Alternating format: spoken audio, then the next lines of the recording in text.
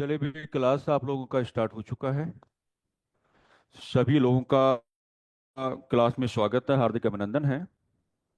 शिक्षण अभिरुचि के संदर्भ में हम लोगों ने क्या है, अपना अध्ययन और अध्यापन का कार्य प्रारंभ किया हुआ है। और देखिएगा फिलहाल जो आपका टॉपिक बना हुआ है उसको आपने क्या कहा था, शैक्षिक नियोजन एवं प्रशासन। टॉपिक अपने आप में काफी क्या है, महत्वपूर्ण है। और हमने काफी बातों को डिस्कस कर भी लिया है। यानी कि शैक्षिक नियोजन प्रशासन को तो खैर फिलहाल हम लोग डिस्कस कर ही रहे हैं। इससे पहले हमने कक्षा अनुशासन को जानने का प्रयास किया। कक्षा अनुशासन के साथ हमने किसको जोड़ा, विद्यालय अनुशासन जैसी व्यवस्था को हमने जोड़ने का कार्य किया। और फिलहाल जो हमारा डिस्कशन बना हुआ है, ये शैक्षिक नियोजन एवं प्रशासन पर क्या है, बना हुआ है। देखिएगा कल की क्लास में लास्ट में जो हम लोग डिस्कस कर रहे थे, तो लास्ट में हम लोग डिस्कशन ये कर रहे थे कि मान लीजिए अगर आप किसी भी कक्षा की बात करेंगे या मान लीजिए आप किसी भी विद्यालय की बात करेंगे, तो एक बहुत बड़ी समस्या ये देखी जाती है कि विद्यार्थीगण अध्ययन के बीच में ही अपनी कक्षाओं को छोड़ने का कार्य करते हैं। या जो नाना प्रकार के विद्यार्थीगण आपके सामने आते हैं, वो अपने अध्ययन के बीच में ही क्या है, अपने विद्यालय को क्या है, छोड़ने का कार्य करते हैं। और ये अपने आप में कोई नई प्रकार की बात नहीं है। हमने कल भी आपको बताया होगा कि स्वतंत्र भारत के आलोक में भारत की शिक्षा व्यवस्था को व्यवस्थित किए जाने के संदर्भ में या भारत की शिक्षा व्यवस्था को अनुशासित किए जाने के संदर्भ में जो भी नाना प्रकार की कमिटीज बनाई गई या जो भी नाना प्रकार के कमीशंस बनाए गए, उन सभी ने इस बिंदु पर अपनी चिंताएं व्यक्त की हैं कि भारतीय शिक्षा व्यवस्था को दुरुस्त किए जाने के संदर्भ में हमें लगातार इस प्रकार की परेशानी का सामना करके चलना पड़ता है कि जो नाना प्रकार के विद्यार्थीगण हैं, वो अपने अध्यापन को बीच में ही छोड़ के चले जाते हैं। इसके लिए कल हमने कुछ ग्राउंड आपको बताए थे। वो ग्राउंड हमने कल के यहाँ डिस्कस कर लिए थे। जैसे हमने डिस्कशन किया होगा कि विद्यालय का जो आपका इंफ्रास्ट्रक्चर है वो मजबूत ना होना। अगर किसी भी विद्यालय का जो आपका इंफ्रास्ट्रक्चर है, अगर वही मजबूत नहीं है, तो आप अपने ही विद्यार्थियों को, अपने ही अध्यापकों को या अपने ही स्टाफ को क्या है, नाना प्रकार की सुविधाएं नहीं दे पाओगे। नाना प्रकार की सुविधाएं क्या है, साथ ही साथ हमने ये भी डिस्कशन किया होगा कि भौगोलिक स्थिति है ना। यानी कि अगर विद्यार्थियों को पढ़ने जाना है तो कई किलोमीटर की यात्राएं करनी पड़ रही हैं। तो ये जो आपका ज्योग्राफिकल कंडीशन होता है या ये जो आपका ज्योग्राफिकल ग्राउंड होता है, ये भी विद्यार्थियों को थोड़ी परेशानी में क्या है, डालने का कार्य करता है। साथ ही साथ हमने कल की क्लास में इसको ध्यान में रखते हुए कई बार क्या है कि जो विद्यार्थीगण हैं वो अपने अध्यापन को क्या है, बीच में छोड़ने का कार्य करते हैं, तो इसको एक प्रकार के क्या माना जाता है, आर्थिक समस्या माना जाता है। कल की क्लास में हमने ये भी डिस्कस किया होगा कि अगर आप अपने विद्यालय को और विद्यालय के आलोक में आप अगर अपनी ही कक्षा को योग्य अध्यापक नहीं दोगे, तो अगर योग्य अध्यापकों का अभाव आपको नजर आता है, तो अध्ययन के संदर्भ में विद्यार्थियों के मन में, व्यवहार में और उनकी सोच में रुचि पैदा करना क्या है, काफी ज्यादा टिपिकल टास्क हो जाता है, बहुत बड़ी क्या है, चुनौती बन जाती है। साथ ही साथ कल की क्लास में हमने ये भी डिस्कस किया था कि कई बार जो आपकी परिवार की उदासीन सोच है, यानी कि परिवार के ही सदस्य है ना, ऐसा व्यवहार करने का कार्य करते हैं कि पढ़ के क्या करोगे, पढ़ के क्या बनोगे, पढ़ने का कोई फायदा नहीं है, बेकार में समय की बर्बादी है या पैसे की बर्बादी है। इससे अच्छा ये है कि मजदूरी का कार्य करो और अपने परिवार को आर्थिक तौर पर क्या है, थोड़ी सहूलियत या थोड़ी सुविधा या थोड़ी सहायता क्या है, देने का कार्य करो। तो इसको परिवार की उदासीन सोच भी क्या है, माना जाता है। तो कल जहां पे हमने अपनी क्लास को रोका था, वहीं से क्या है, आज की क्लास को हम लोग क्या है, थोड़ा स्टार्ट करके चलेंगे। चर्चाएं आज भी क्या है, काफी पाक साफ हैं। चर्चाएं आज भी क्या है,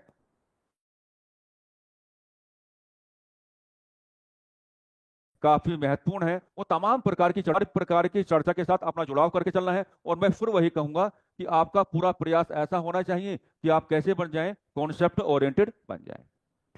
तो ड्राफ्टिंग करते हैं, मुद्दा क्या है, मेन टॉपिक आपने क्या उठाया हुआ है, तो मेन टॉपिक आपके पास क्या है, शैक्षिक नियोजन एवं प्रशासन। भी मेन टॉपिक आपने क्या उठाया है? मेन टॉपिक आपने क्या उठाया था? शैक्षिक नियोजन एवं प्रशासन। शैक्षिक नियोजन एवं प्रशासन। शैक्षिक नियोजन एवं प्रशासन। अब देखो ये जो आपका मेन टॉपिक है जिसको आपने क्या कहा, शैक्षिक नियोजन एवं प्रशासन, तो इसी टॉपिक को आप क्या करो, इसी टॉपिक को आप क्या है, एक चुनौती देने का कार्य करो। इसके साथ क्या जोड़ो, एक चुनौतीपूर्ण धरातल। इसी के साथ आप क्या जोड़ो, एक चुनौतीपूर्ण धरातल। और ये जो आपका चुनौतीपूर्ण धरातल है ये किस रूप में आप यहां पर रिप्रेजेंट कर पाओगे? तो वही जो कल हमने सीखा था कि चुनौतीपूर्ण धरातल जो आपका है आप इसको किस रूप में यहां पर रिप्रेजेंट करके चलेंगे। तो आप सीधा सीधा ऐसा व्यवहार करेंगे कि अध्ययन के बीच में ही, अध्ययन के बीच में ही, बात को समझना, अध्ययन के बीच में ही, अध्ययन के बीच में ही कक्षा, कक्षा तथा विद्यालय को, कक्षा तथा विद्यालय को, कक्षा तथा विद्यालय को विद्यार्थियों द्वारा छोड़ा जाना। कक्षा तथा विद्यालय को विद्यार्थियों द्वारा छोड़ा जाना, विद्यार्थियों द्वारा छोड़ा जाना, है ना। और क्योंकि आप जान पा रहे हैं कि ये क्या है, ये भारतीय शिक्षा व्यवस्था की भी क्या है, अपने आप में बहुत बड़ी चुनौती है। और जब आप शैक्षिक नियोजन की बात करते हैं तो आप प्लानिंग्स की बात करते हैं, आप योजनाओं को बनाए जाने की बात करते हैं। तो फिर आपको भारतीय शिक्षा व्यवस्था की जो सबसे बड़ी चुनौती है उसको शैक्षिक नियोजन एवं प्रशासन के साथ भी क्या आपको जोड़ करके दिखाना ही होगा। तो हमने क्या किया, अब हमने ये किया कि शैक्षिक नियोजन एवं प्रशासन के सामने भारतीय शिक्षा व्यवस्था की जो सबसे बड़ी चुनौती है उसी को क्या मान लिया है, एक चुनौतीपूर्ण धरातल मान लिया है। और इसको हमने किसके सामने रखने का कार्य किया है, शैक्षिक नियोजन एवं प्रशासन के समक्ष। और ये कह दिया है कि अक्सर ऐसा देखा जाता है कि अध्ययन के बीच में ही कक्षा तथा विद्यालय को विद्यार्थी क्या है छोड़ करके चले जाते हैं। तो अगर समस्या है तो शैक्षिक नियोजन को क्या करना होगा, अगर समस्या है तो शैक्षिक नियोजन को क्या करना चाहिए, ऐसा विचार लाओ कि शैक्षिक नियोजन एवं प्रशासन को क्या करना चाहिए, या शैक्षिक नियोजन एवं प्रशासन को कैसा व्यवहार लाना चाहिए। तो भाई व्यवहार में आप क्या करोगे, व्यवहार में आप ये कहोगे कि इस चुनौतीपूर्ण समस्या का हल निकालना होगा, इस चुनौतीपूर्ण समस्या का हल निकालना होगा, इस चुनौतीपूर्ण समस्या का ड्राफ्टिंग बनाते रहो, इस चुनौतीपूर्ण समस्या का हल निकालना होगा, इस चुनौतीपूर्ण समस्या का हल निकालना होगा, हल निकालना होगा। इस चुनौतीपूर्ण समस्या का क्या है भाई, आपको हल निकालना होगा। यानी कि आपको शैक्षिक नियोजन में, यानी कि नियोजन में आपको ऐसी योजनाएं बनानी होंगी ताकि इस समस्या का हल आपके पास आ जाए, ताकि आप इन बातों को सुनिश्चित कर पाए कि ऐसी संभावनाएं देखो समाप्त तो नहीं होंगी, लेकिन ऐसी संभावनाओं की संख्या कम से कम हो जाए, ये ऐसी संभावनाओं को काफी सीमित किया जा सके कि अध्ययन के बीच में ही जो विद्यार्थीगण हैं ना तो अपनी कक्षा से दूरी बना के चलें और ना ही क्या है अपने विद्यालय से दूरी बना के चलें। तो ये मामला आपको क्या यहाँ पर जोड़ करके चलना पड़ेगा। अब इसमें पहले कुछ क्या है हल्की फुल्की बातें कर लेते हैं, फिर हम कुछ अपनी ओर से भी क्या आपको बातें बताएंगे यहाँ पर। तो एक चर्चा तो आप ये कर सकते हैं नंबर 1 पे यहाँ पर कि विद्यार्थियों विद्यार्थियों वही कल वाली बात, तथा उनके परिवारों पर, विद्यार्थियों तथा उनके परिवारों पर, विद्यार्थियों तथा उनके परिवारों पर, विद्यार्थियों तथा उनके परिवारों पर आर्थिक बोझ,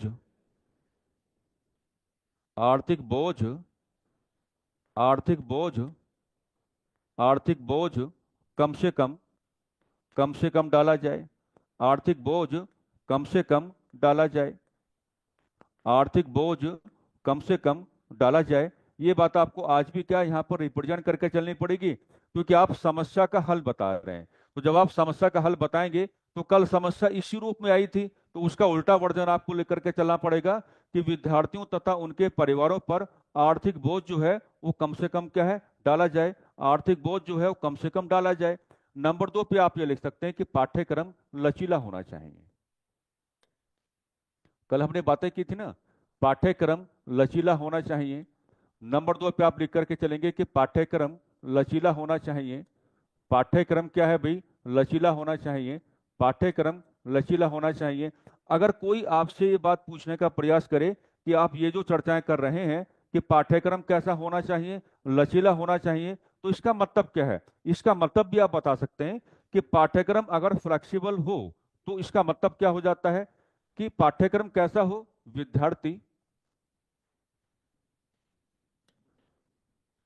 विद्यार्थी की मानसिक विद्यार्थी की मानसिक विद्यार्थी की मानसिक एवं शारीरिक, दोनों को जोड़ के चलना है ना, विद्यार्थी की मानसिक एवं शारीरिक क्षमता के अनुरूप, क्षमता के अनुरूप, क्षमता के अनुरूप, ये बात आपको क्या यहां पर कह के चलना पड़ेगा।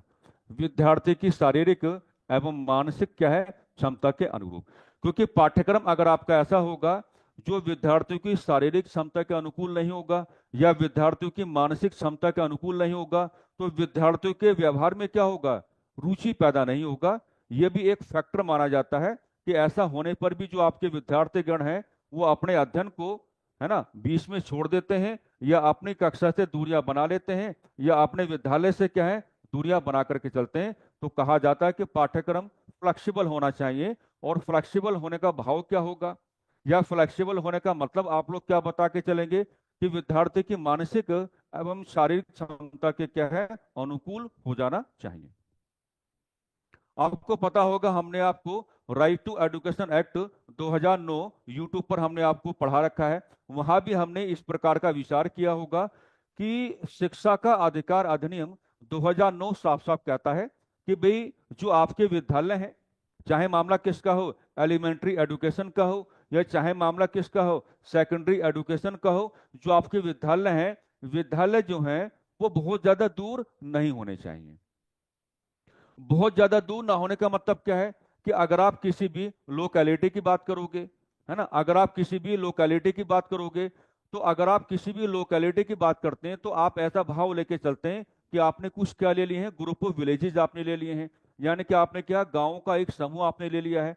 तो वो जो आपका ग्रुप ऑफ विलेजेस बनेगा, वो जो आपके गांव का समूह बनेगा, उसको आप पर्टिकुलर क्या कह सकते हैं, एक लोकेलिटी आप कह सकते हैं। तो उससे बहुत ज्यादा दूर नहीं होना चाहिए, यानी कि उसके आसपास ही क्या है आपको लेकर के चलना पड़ेगा। इसे हम कहते हैं भौगोलिक निकटता का भाव, है ना।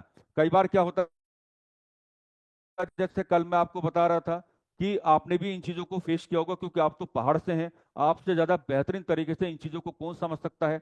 कई कई किलोमीटर क्या है, पैदल यात्राएं करनी पड़ती हैं, तब जाकर के आप अपने क्या विद्यालय पहुंचते हैं। तो इससे क्या है कि कई बार ऐसा देखा जाता है कि अध्ययन के प्रति कक्षाओं के संदर्भ में या विद्यालय के संदर्भ में या शिक्षा के संदर्भ में क्या है, उदासीनता आ जाती है, रुचि पैदा नहीं होती है। तो हम इस भाव को यहां पर ऐसे लेकर के चलेंगे। नंबर 3 पे हम क्या लिख सकते हैं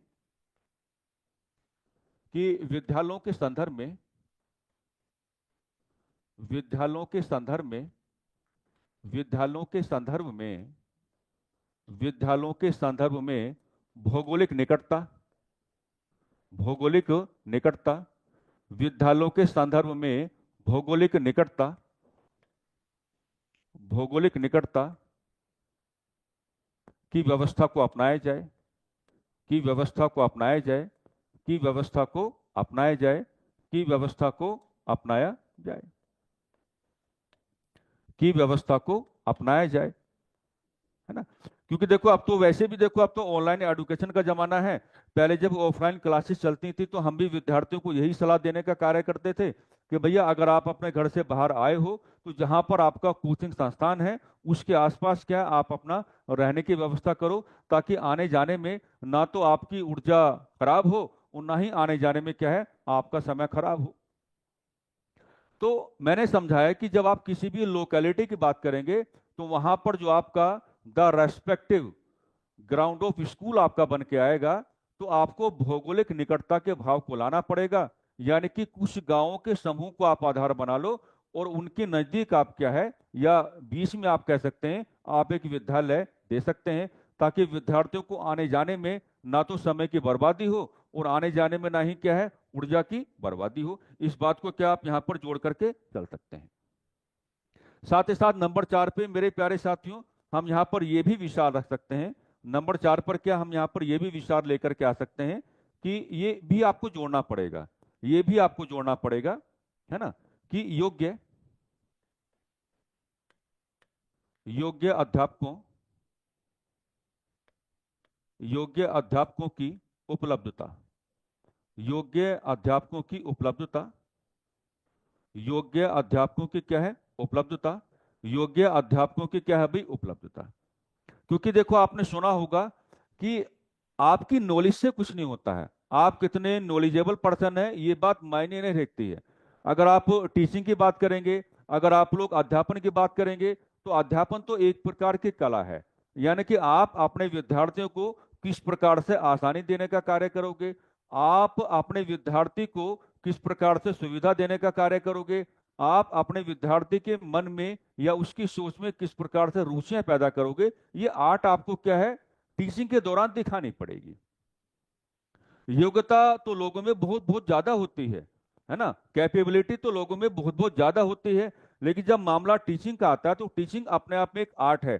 तो अगर कभी भी ये लिखा मिलेगा ना कि योग्य अध्यापक आपको देने हैं, तो वहां आप देखो ये कभी मत कहना कि अगर आपको योग्य अध्यापकों को देना है, तो मैं ये तो नहीं कहूंगा कि आप जो आपके डिग्रियां होती हैं या जो आपके सर्टिफिकेट्स होते हैं आप उनको बिल्कुल ही नहीं मान के चलेंगे। डिग्री आपके पास होनी चाहिए जो जरूरी है, सर्टिफिकेट्स आपके पास होनी चाहिए जो जरूरी है, लेकिन योग्यता का मेन सिंबल क्या है कि आपकी आर्ट क्या है, आप किस तरीके से अपने विद्यार्थियों को सिखाते हैं या किस तरीके से आप अपने विद्यार्थियों के अध्ययन के धरातल को क्या है आसान बनाने का कार्य करते हैं, आसान बनाने का कार्य करते हैं। ये बात इस तरीके से आपको क्या लेकर के चलनी है। फिलहाल अब तक के डिस्कशन में हमारे हिसाब से आपको किसी भी प्रकार की कोई समस्या नहीं होनी चाहिए। अब एक बात हम आपके सामने ऐसी रख रहे हैं जिस बात को संभवतः किसी किताब में नहीं लिखा गया होगा, और जब हम ये भाव रखते हैं ना कि संभवतः ये बात आपको किसी किताब में नहीं मिलेगी, तो समझ जाया करो ये हमारी इंडिविजुअल क्या है रिसर्च है। हमको ऐसा भी लगता है और ये विचार आपको लेकर के आ जाना चाहिए। मान लीजिए आपने क्या कहा, आपने मुद्दा किसका उठा रखा है शैक्षिक नियोजन, आपने मुद्दा किसका उठा रखा है शैक्षिक नियोजन, शैक्षिक नियोजन एवं प्रशासन, शैक्षिक नियोजन एवं प्रशासन, शैक्षिक नियोजन एवं प्रशासन। अगर हम ऐसा विचार ले आए कि शैक्षिक नियोजन एवं प्रशासन को हम एक उद्देश्य दे देते हैं, शैक्षिक नियोजन एवं प्रशासन को क्या है हम एक उद्देश्य दे देते हैं, और ये उद्देश्य बिल्कुल दे करके चलो, है ना, एक उद्देश्य हम दे सकते हैं। उद्देश्य हम कैसे दे के चलेंगे, है ना, कि देखिए हम ये कह सकते हैं उद्देश्य में कि शिक्षा के प्रति शिक्षा के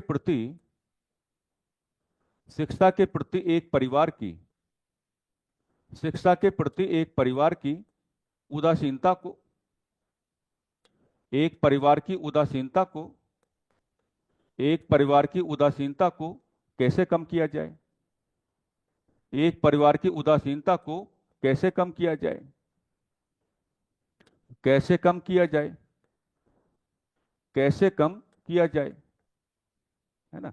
यानी कि ये हमने विशाल लिया है, हम शैक्षिक नियोजन के साथ इसको जोड़ के चलने वाले हैं, जोड़ के चल ही रहे हैं कि भाई शिक्षा के प्रति कोई भी फैमिली हो सकता है, शिक्षा के प्रति जो हमने कल भी डिस्कस किया था कि परिवार का जो आपका उदासीन रवैया है आप इसको कैसे दूर करोगे या आप इसको कैसे कम करोगे। तो एक तरीका तो आपके पास है ही, किसी भी परिवार को किसी भी परिवार को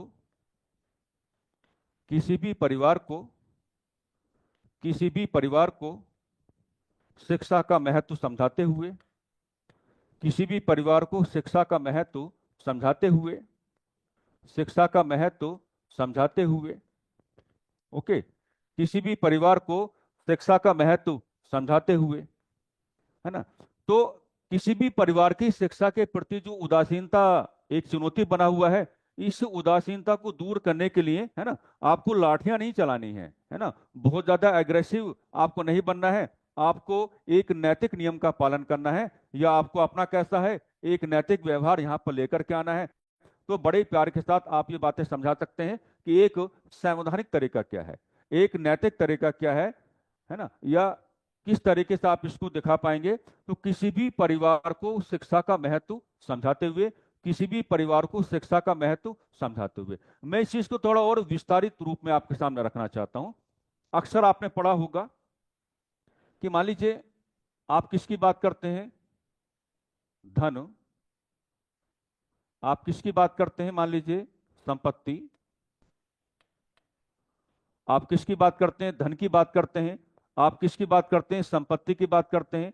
और धन और संपत्ति के समक्ष आप क्या रख दें, आप रख दें एडुकेशन, यानी कि शिक्षा को आप रख दें। एडुकेशन यानी कि शिक्षा को आप रख दें। तो आपने भी बिल्कुल इस बात को पढ़ा होगा, समझा होगा अपने जीवन में। हम धन की बात करते हैं, हम संपत्ति की बात करते हैं, तो ये क्या है, धन और संपत्ति हमेशा क्या माना जाता है, बंटवारे का विषय माना जाता है। बंटवारे का विषय माना जाता है। धन और संपत्ति हमेशा क्या है, बंटवारे का विषय माना जाता है। बंटवारे का विषय क्या माना जाता है।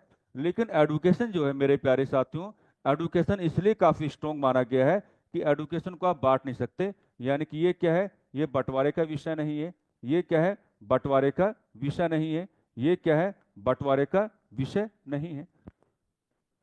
तो पहले तो आप ऐसा व्यवहार करेंगे कि शिक्षा के प्रति एक परिवार की उदासीनता को आप कैसे दूर करेंगे, या कैसे उसको आप कम करेंगे, या कैसे आप उसको सीमित करेंगे। तो पहला भाव तो आपको ये लेकर के आना पड़ेगा कि शिक्षा की महत्ताएं क्या हैं, शिक्षा का महत्व क्या होता है। अगर आप किसी भी परिवार को ये समझा करके चलेंगे तो परिवार के अंदर समस्त जो आपके बच्चे हैं वो विद्यार्थी आसानी के साथ बन जाएंगे, और उनको आपको क्या है, शिक्षा व्यवस्था के साथ या शिक्षा के साथ क्या जोड़ना काफी ज्यादा आसान हो जाएगा।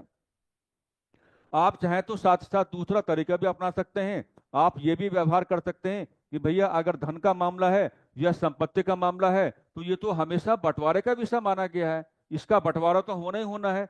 लेकिन अगर आप एजुकेटेड हैं, अगर आपने शिक्षा ग्रहण की है, तो बातें आपकी अपने क्या है, इंडिविजुअल हैं, व्यक्तिगत हैं। यानी कि शिक्षा क्या है, बंटवारे का विषय नहीं है।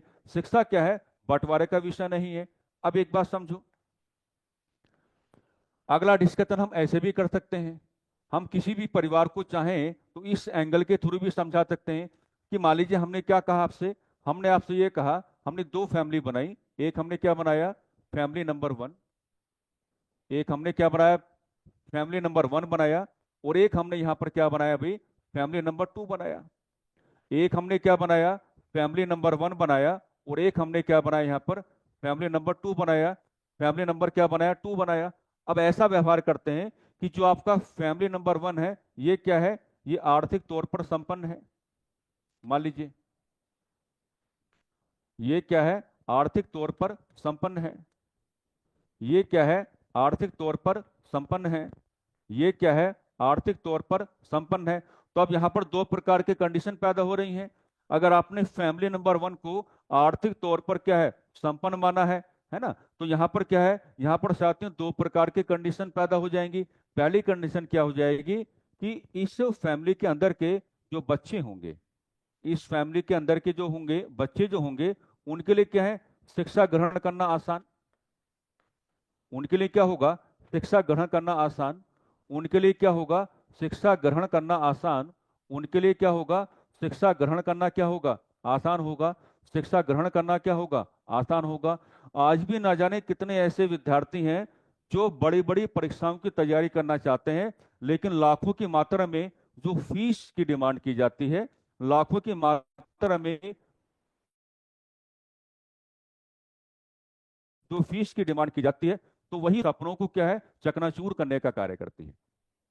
तो एक तरीका यह भी है कि अगर आपने दो प्रकार की फैमिलीज के रेफरेंसेस जहां पर लिए, और एक फैमिली आपने ऐसा लिया जो आर्थिक तौर पर क्या संपन्न है, तो अगर कोई फैमिली ऐसा है जो आर्थिक तौर पर कैसा संपन्न है, तो उसके अंदर के जो बच्चे होंगे उनके लिए शिक्षा ग्रहण करना क्या है, आसान हो जाएगा। अब वो आगे पढ़े या ना पढ़े वो अलग बात है, उसमें मत जाना। वो आगे पढ़ते हैं या नहीं पढ़ते अलग बात है, लेकिन एजुकेशन सिस्टम तक उनकी पहुंच क्या हो जाएगी, आसान हो जाएगी। यही बात है ना, एजुकेशन सिस्टम तक क्या है, उनकी पहुंच क्या हो जाएगी, आसान हो जाएगी।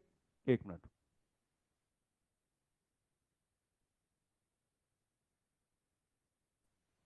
एजुकेशन सिस्टम तक उनकी पहुंच क्या है, आसान हो जाएगी। ठीक है, लेकिन एक बात देखो, दूसरी बात ये भी है, इसका एक पहलू और हम आपको दिखा रहे हैं कि अगर कोई फैमिली ऐसी है जो आर्थिक तौर पर क्या है, कैपेबल है, यानी कि आर्थिक तौर पर क्या संपन्न है, आर्थिक तौर पर क्या संपन्न है, तो इसके अंदर के जो आपके बच्चे होंगे, इसके अंदर के जो आपके बच्चे होंगे, है ना, उन बच्चों को जो आपका जीवन होगा, उन बच्चों को जो आपका जीवन होगा, वो जीवन क्या है, वो अपने आप में ही क्या है, सुविधाजनक है। वो अपने आप में ही क्या है, सुविधाजनक है। वो अपने आप में ही सुविधाजनक है। वो अपने आप में ही क्या है, सुविधाजनक है। वो अपने आप में ही कैसा है, सुविधाजनक है। भी परिवार के पास बड़ी मात्रा में पैसा है, फैमिली क्या है, इकोनॉमिक तौर पर क्या है, एम्पावर्ड है, तो आप अपने बच्चों को दुनिया भर के व्यवहार करवा सकते हैं। तो अगर आपके बच्चे ना भी पढ़ना चाहें तो उनको जीवन जीने में क्या है, किसी प्रकार की असुविधाओं का सामना नहीं करना पड़ेगा। मतलब हम सैद्धांतिक तौर पर बातें कर रहे हैं और मेरी बातें आपकी समझ में आ भी रही होंगी। लेकिन अब जो फैमिली नंबर 2 है, तो फैमिली नंबर 2 को हमने मान लीजिए कैसा माना, ये एक ऐसा परिवार है जो क्या है, नंबर 1 पे क्या कहेंगे शुरुआत में, आर्थिक तौर पर संपन्न नहीं।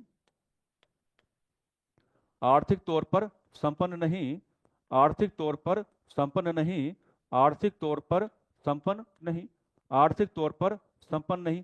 अगर इस फैमिली को, मेरे हिसाब से अगर आप एक आदर्श वाक्य समझा दें, अगर इस फैमिली को आप एक आदर्श वाक्य समझा दें, ठीक है, तो मामला क्या रहेगा, बाय द बुक रहेगा। आदर्श वाक्य में क्या कहना है, केवल इतना आपको कह देना है कि शिक्षा गरीबों का, शिक्षा गरीबों का, शिक्षा गरीबों का शक्तिशाली, शिक्षा गरीबों का शक्तिशाली, शिक्षा गरीबों का शक्तिशाली हथियार।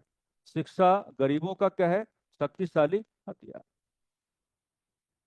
तो ये जो मामले हम लोग डिस्कस कर रहे हैं, है ना, ऐसा नहीं होता है कि आपको बिल्कुल जैसा किसी किताब में लिख दिया गया आपको बिल्कुल वैसा ही व्यवहार करना है, या पेपर बनाने वाला जो होगा वो किसी किताब को फॉलो करके आपके सामने सवाल बनाएगा, नहीं। हम आपको बिल्कुल अलग लाइन पर सिखा करके चल रहे हैं। देख लो ये बात, है ना, कि ये मामला हमने कल भी डिस्कस किया, अभी भी थोड़ी देर पहले इसका एनवायरनमेंट मैंने आपके सामने बनाया कि अक्सर ये देखा जाता है कि शिक्षा के प्रति परिवार का रवैया उदासीन है।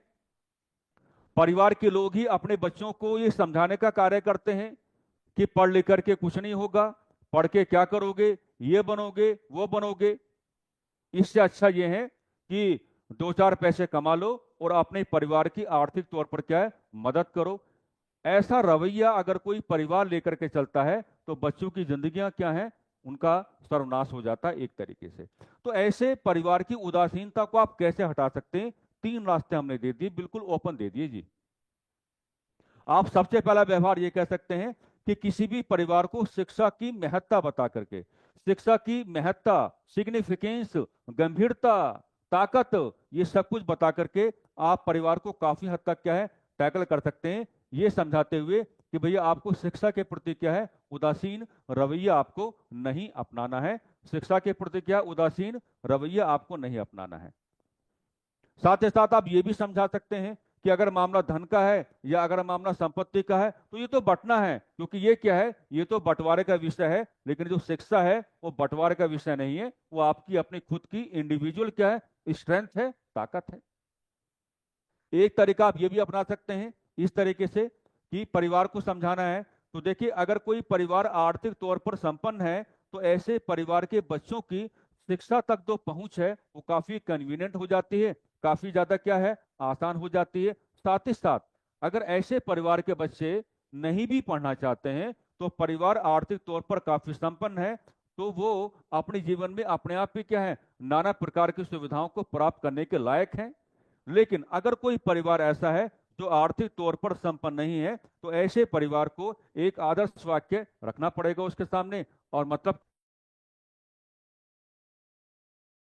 क्या होगा कि ये समझाओ कि शिक्षा गरीबों का शक्तिशाली हथियार है।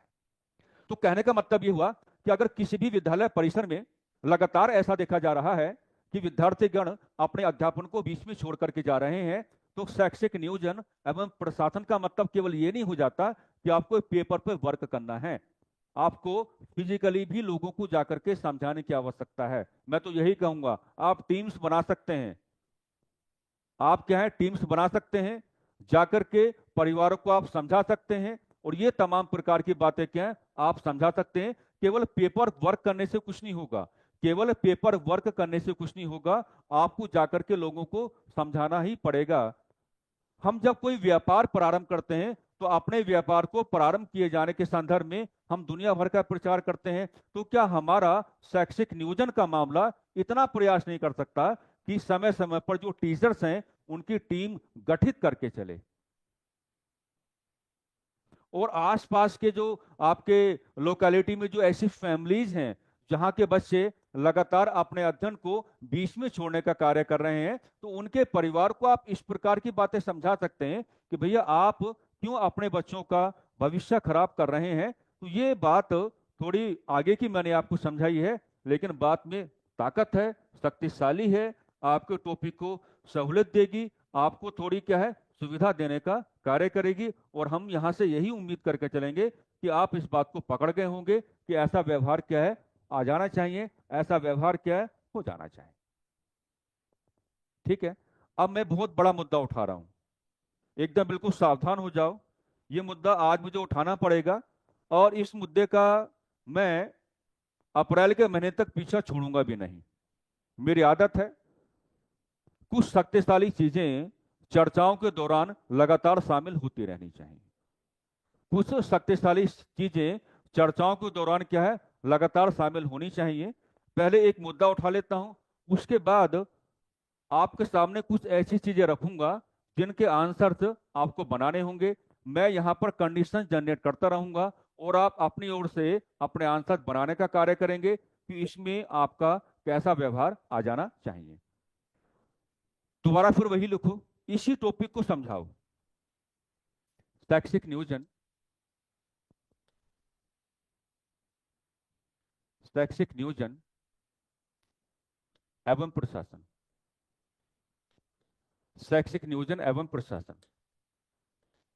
हालांकि मैंने कल कहा था आपसे कि आज के समय में महिला सशक्तिकरण की बातें नहीं करनी चाहिए, क्योंकि जब तक हम महिला सशक्तिकरण की बातें करते रहेंगे तब तक हम महिला वर्ग को थोड़ा कमजोरी मानते रहेंगे। लेकिन अब फिलहाल टॉपिक की एक डिमांड आ गई है, और जब टॉपिक की डिमांड आ गई है तो आप मामला यहाँ पर क्या बना करके चलेंगे। अच्छा एक बात देखो, यहाँ जो हिंदी में बार बार क्या आता है नियोजन आता है, तो नियोजन को इंग्लिश में आपने कैसे रिप्रेजेंट किया, प्लानिंग। नियोजन का मतलब यहां पे क्या हो जाता है, प्लानिंग हो जाता है। तो अगर आप प्लानिंग लेकर के चल रहे हैं तो फिर यहां पर आप एक बात देखिएगा, ये ग्राउंड हम जोड़ के चल सकते हैं कि महिला शिक्षा, महिला शिक्षा, महिला शिक्षा उपेक्षित क्यों, महिला शिक्षा उपेक्षित क्यों। थोड़े बदलाव हुए हैं अभी, ऐसी बात नहीं है। महिला शिक्षा उपेक्षित क्यों, यानी कि महिला शिक्षा की उपेक्षा क्यों की जा रही है। तो अगर शैक्षिक नियोजन का मतलब यह है कि भारतीय, है ना, शैक्षिक नियोजन का मतलब यह है कि अगर हम शैक्षिक नियोजन को एजुकेशन सिस्टम के साथ जोड़ेंगे तो एजुकेशन सिस्टम की जो भी खामियां हैं, एजुकेशन सिस्टम की जो भी कमजोरियां हैं, तो आप उनका प्रॉपरली क्या है आइडेंटिफिकेशन करके चलेंगे, और उनका प्रॉपरली क्या है आइडेंटिफिकेशन करते हुए क्या है उनको दूर करने का कार्य करेंगे। ये भी एक बड़ी खामी बनी हुई है, ये भी क्या एक बड़ी खामी बनी हुई है कि महिला शिक्षा लगातार क्या है उपेक्षित क्यों हो रही है। तो मेरा कहने का मतलब यह है कि जब आपको प्लानिंग बनानी है, जब आपको प्लानिंग बनानी है तो आप क्या है महिला शिक्षा को, महिला शिक्षा को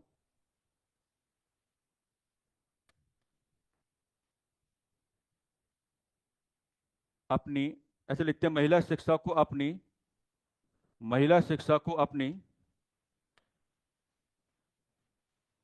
योजनाओं के अंतर्गत,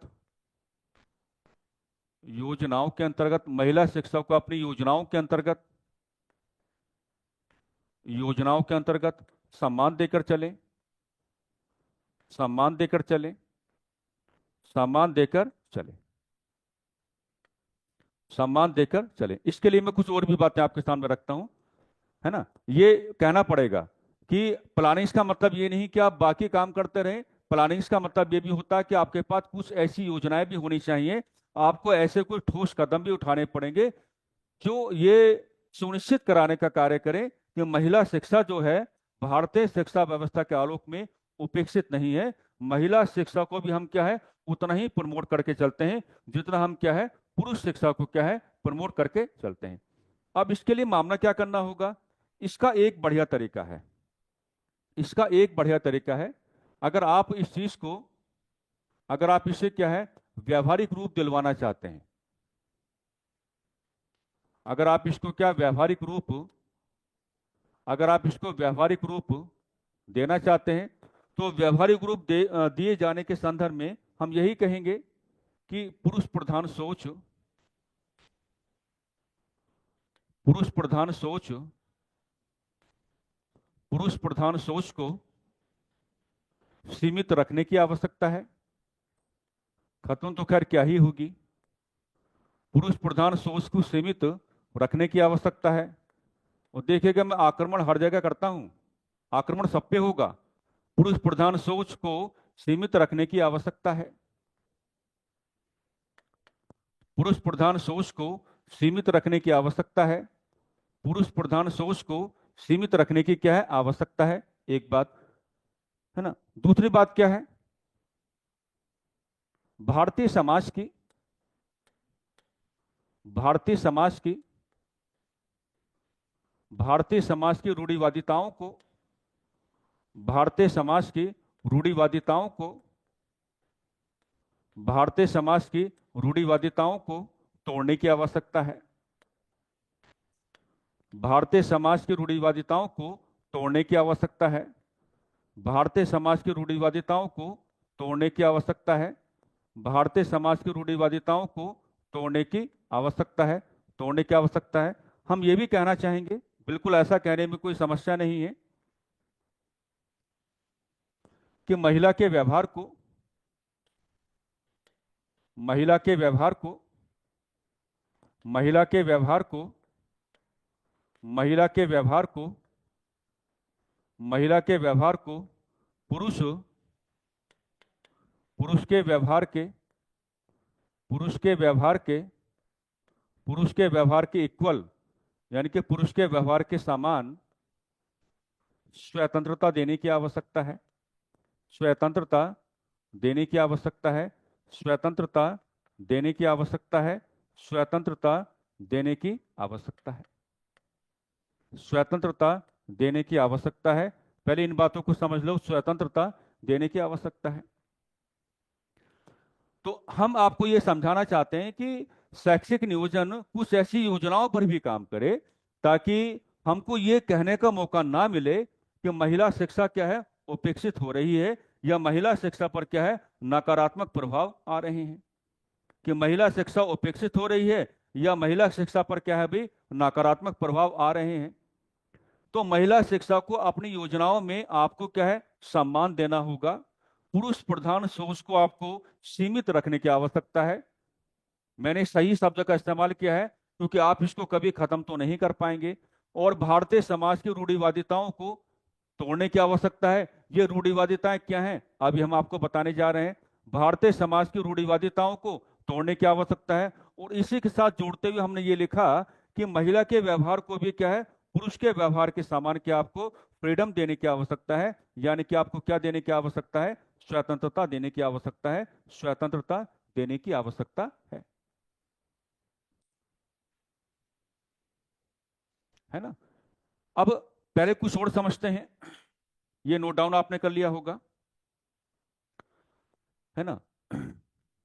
महिलाओं के संदर्भ में,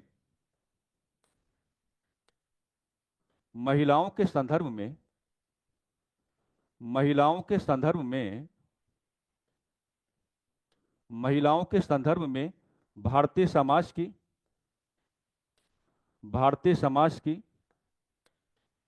रूढ़िवादिता, भारतीय समाज की रूढ़िवादिता, भारतीय समाज की रूढ़िवादिता, महिलाओं के संदर्भ में भारतीय समाज की रूढ़िवादिता, महिलाओं के संदर्भ में भारतीय समाज की क्या रूढ़िवादिता।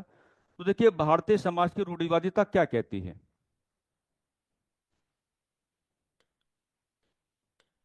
महिलाओं का व्यवहार, महिलाओं का व्यवहार, महिलाओं का व्यवहार, महिलाओं का व्यवहार स्वतंत्रता, महिलाओं का व्यवहार स्वतंत्रता का हकदार नहीं, स्वतंत्रता का हकदार नहीं, महिलाओं का व्यवहार स्वतंत्रता का हकदार नहीं। क्या कहती है? महिलाओं का व्यवहार, महिलाओं का व्यवहार, महिलाओं का व्यवहार, महिलाओं का व्यवहार नियंत्रित होने का विषय, महिलाओं का व्यवहार नियंत्रित होने का विषय, महिलाओं का व्यवहार नियंत्रित होने का विषय, महिलाओं का व्यवहार नियंत्रित होने का विषय। इस नियंत्रण को कैसे बताया गया था? इस नियंत्रण को इस तरीके से बताया गया है कि जन्म के पश्चात इक्वल माता पिता का नियंत्रण, माता पिता का नियंत्रण, जन्म के पश्चात माता पिता का नियंत्रण। ये बाधाएं हैं और ये बाधाएं शिक्षा से ही दूर हो सकती हैं। ये बाधाएं क्या है? शिक्षा से ही दूर हो सकती हैं। इस नाते आपको क्या है, महिला शिक्षा को प्रमोट करके चलना पड़ेगा। जन्म के पश्चात क्या? माता पिता का नियंत्रण। थोड़ा बड़ा होने पर, थोड़ा बड़ा होने पर, थोड़ा बड़ा होने पर इक्वल भाई का नियंत्रण। थोड़ा बड़ा होने पर इक्वल क्या है? भाई का नियंत्रण। शादी होने के पश्चात, शादी होने के पश्चात, शादी होने के पश्चात इक्वल पति का नियंत्रण। अरे कितने नियंत्रण लगाओगे भाई? पति का नियंत्रण। शादी होने के पश्चात पति का नियंत्रण, है ना? बूढ़ा होने पर, बूढ़ा होने पर संतानों का नियंत्रण, संतानों का नियंत्रण, बूढ़ा होने पर संतानों का नियंत्रण, बूढ़ा होने पर क्या? संतानों का नियंत्रण। ये ऐसे बताए गए हिंदू धर्मशास्त्रों में। आपके जो प्राचीन हिंदू धर्मशास्त्र हैं उनमें इस तरीके से कैलकुलेशन हुआ है कि महिला का जीवन ऐसे कैलकुलेट होगा, यानी कि जन्म के पश्चात तुरंत माता पिता का कंट्रोल आ जाएगा। तो ये तो अच्छा है। थोड़ा बड़ा होने पर क्या है? पुरुष प्रधान सोच ने क्या है? भाई का कंट्रोल स्टैब्लिश कर दिया। शादी होने के पश्चात क्या है? पति का नियंत्रण आ गया, है ना? और प्राचीन भारतीय सामाजिक व्यवस्था के संदर्भ में ये जो पति का नियंत्रण है ये बड़ी मजबूती के साथ कार्य भी किया था। खैर मुझे आपको इतिहास नहीं पढ़ाना। बूढ़ा होने पर क्या है? संतानों का नियंत्रण। तो लगातार क्या है? Control control control control. तो व्यवहार स्वतंत्र कहां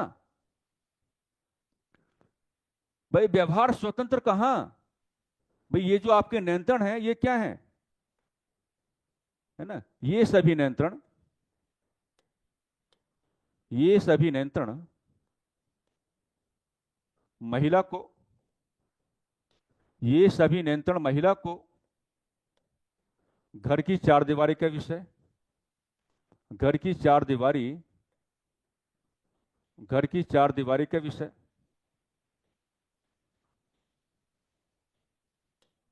घर की चार दीवारी का विषय बनाते हैं, घर की चार दीवारी के विषय बनाते हैं, घर की चार दीवारी का विषय बनाते हैं। इस रूढ़िवादिता को, इस रूढ़िवादिता को, इस रूढ़िवादिता को तोड़ने में, इस रूढ़िवादिता को तोड़ने में, इस रूढ़िवादिता को तोड़ने में शिक्षा, शिक्षा एक सहयोगी धरातल, शिक्षा एक सहयोगी धरातल, शिक्षा एक सहयोगी धरातल, शिक्षा एक सहयोगी धरातल। अर्थात शैक्षिक नियोजन को, अर्थात शैक्षिक नियोजन को, अर्थात शैक्षिक नियोजन को, अर्थात शैक्षिक नियोजन को, महिला शिक्षा को, महिला शिक्षा को महिला शिक्षा को प्राथमिकता देनी होगी। महिला शिक्षा को प्राथमिकता देनी होगी। महिला शिक्षा को प्राथमिकता देनी होगी। महिला शिक्षा को प्राथमिकता देनी होगी। महिला शिक्षा को प्राथमिकता देनी होगी।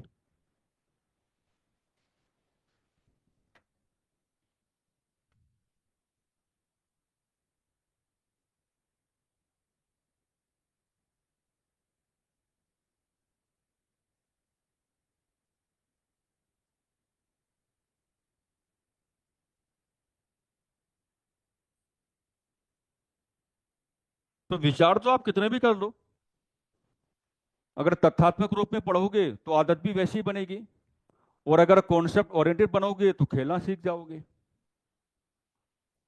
है कि नहीं? अगर आप कॉन्सेप्ट ओरिएंटेड बनोगे तो खेलना भी सीख जाओगे। अच्छा है कि आपने हमारे ऊपर भरोसा व्यक्त किया, उसको टूटने नहीं देंगे। इतना समझा देंगे आपको इन कक्षाओं के दौरान कि आप उस सवाल को देखते ही उसकी डिमांड निकालना सीख जाओगे, है ना? सवाल को देखते ही क्या है, आप उसके डिमांड को क्या है, निकालना सीख जाओगे। तो तमाम प्रकार की बातों को समझने की आवश्यकता रहेगी आपको, और ये तो तमाम प्रकार के ग्राउंड्स हमने आपके सामने बनाए हैं, घर में बैठ करके इन पर विचार लाना, है ना? मैं तो कई बार कहता भी रहता हूं कि जरूरी नहीं कि विचार के लिए आपको क्या है, समाधि लेनी है। समाधि लेकर के विचार क्या करोगे? अगर समाधि लेकर के विचार करने का प्रयास करोगे तब तो पढ़ाई वढ़ाई करने का कोई मतलब बनता नहीं है। उससे अच्छा तो फिर मोक्ष की प्राप्ति कर लो, है कि नहीं? तो मैं तो कहता हूं कई बार कि अगर आप टहल भी रहे हैं ना, आप घर की अपनी छत पे टहल रहे हैं या रास्ते में आप निकल गए, है कि नहीं, तो आप विचार लाया करो मन में। मन में विचार लाया करो कि जो टॉपिक आप पढ़ रहे हैं, या क्लास में कोई टॉपिक आपने पढ़ा, या व्यक्तिगत तौर पर जो टॉपिक आप पढ़ के चले, तो उस टॉपिक के संदर्भ में क्या है, आपको विचार लाने की आवश्यकता है। तो जब आप विचार लाते हो तो आपने जो सीखा है उन बातों को आप क्या करते हो, रिकॉल करने का प्रयास करते हो, है ना? उससे आपका व्यक्तित्व, है ना, चर्चाओं के संदर्भ में क्या बनता है, अनुशासित बनता है, और आपको काफी ज्यादा क्या है, आसानी हो जाती है। इन बातों को देख करके आप खुद ये बताओ, क्या आपको लग रहा है कि मैं आपको पढ़ाते समय किसी किताब को फॉलो कर रहा हूं? मैं यहाँ सुबह आ जाता हूँ, सुबह अपनी स्टेट पीसीएस से यूपीएससी की सारी क्लासेस पढ़ाता हूँ। उसके बाद में मेरा एक ही काम है कि खाना खाया, उसके बाद में क्या है, बाहर जाकर के एक चाय पी। चाय हमको कितना अच्छा लगता है ये आप जानते ही हैं। और चाय पीने के बाद फिर क्या है, थोड़ा टहलने निकल जाते हैं यहीं पर आसपास। तो टहलते हुए ये नहीं है कि चारों तरफ देखना, देख करके तो खैर आप चलेंगे ही, लेकिन टहलते हुए ये भी है कि हम मन में क्या है, विचार लाते रहते हैं, विचार लाते रहते हैं, विचार लाते रहते हैं, और वही विचार क्या है, हमें कंटेंट देने का काम करते हैं, और उसी कंटेंट को आधार बना करके हम आपको पढ़ाते रहते हैं। आप खुद सोचो, सुबह से शाम तक इतनी सारी क्लासेस पढ़ाना, और अगर हर क्लास के लिए हम पहले कंटेंट बनाने का काम करें, तो फिर क्या हम क्लासें पढ़ा पाएंगे? नहीं। एक दिन पढ़ा सकते हैं, 2 दिन पढ़ा सकते हैं। तो ये भाव अगर आप अपने व्यक्तित्व को दे देते हैं तो पेपर के संदर्भ में आपको एक मजबूत विश्वास मिलेगा। और पेपर के संदर्भ में मजबूत विश्वास का मतलब क्या होता है?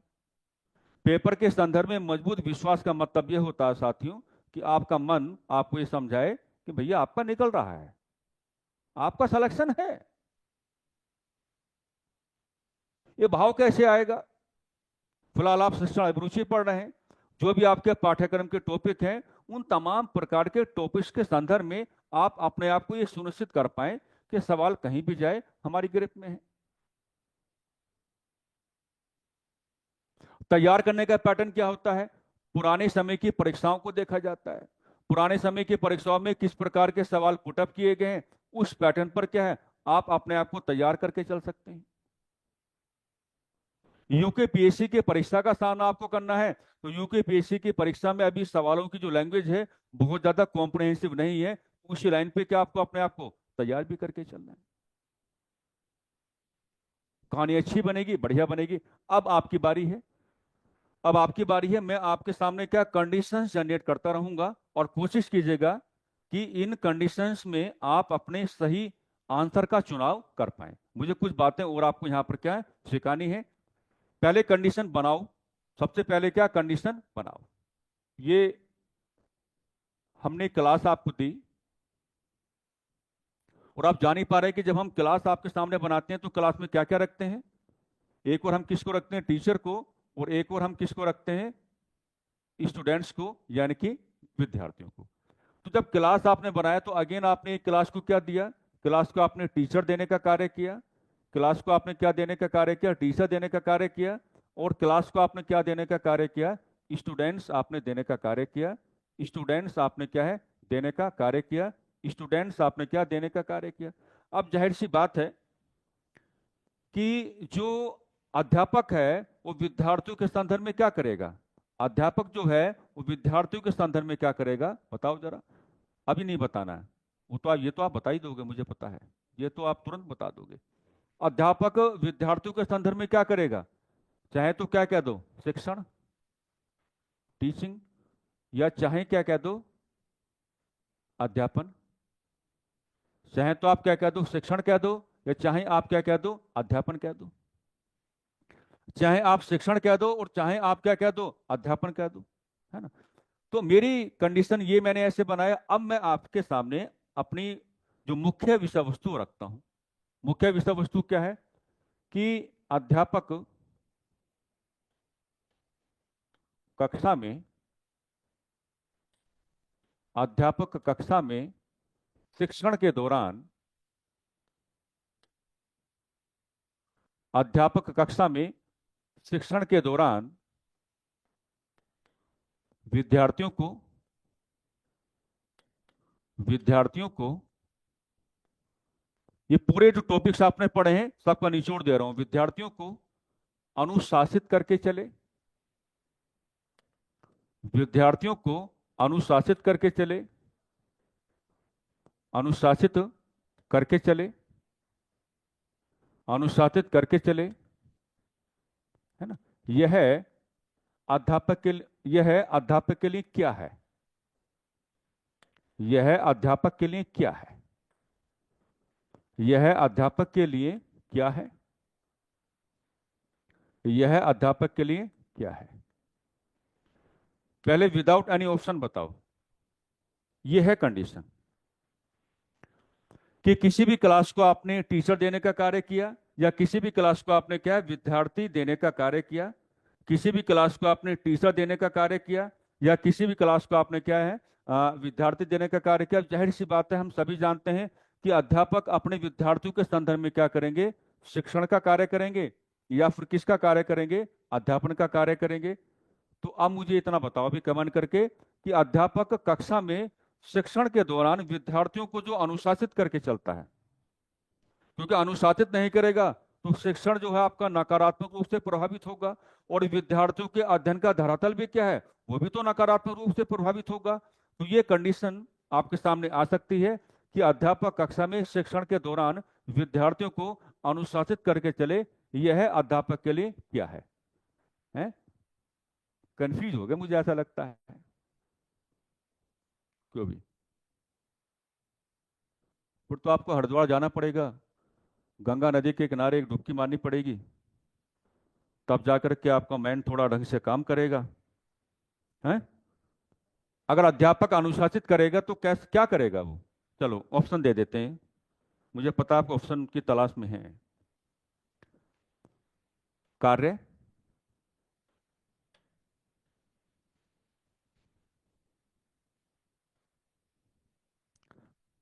यह उसकी जवाबदेही है। यह उसकी जवाबदेही है। अब तो बताना ही पड़ेगा। यह उसकी जवाबदेही है। यह उसकी जवाबदेही है। यह उसका यह उसका उत्तरदायित्व है। यह उसका उत्तरदायित्व है, यह उसका उत्तरदायित्व है, यह उसका उत्तरदायित्व है।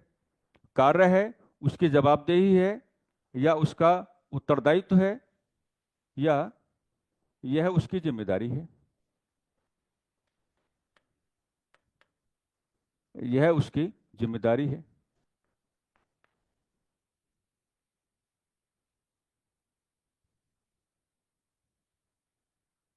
कहाँ जाओगे? है